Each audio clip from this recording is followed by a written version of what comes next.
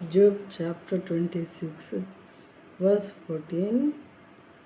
The thunder of his power, who can understand? గర్జనలు చేయు ఆయన మహాబలము ఎంతైనది గ్రహింపగలవాడెవడు? గర్జనలు చేయు ఆయన మహాబలము ఎంతైనది గ్రహింపగలవాడెవడు? దేవుడు గర్జించినప్పుడు అది ఉరుములాగా మనకి వినిపిస్తూ ఉంటుంది. దేవుడు కొద్దిగా గర్జిస్తేనే మనకు చాలా భయపడతాం. ఆయనకు మహా కోపం వచ్చి పెద్దగా గర్జిస్తే అసలు మనం నిలబడలేము. చాలా ధైర్యాన్ని కోల్పోయి కొంతమంది అయితే సౌండ్కే చనిపోయేవారుగా ఉంటారు కొన్నిసార్లు.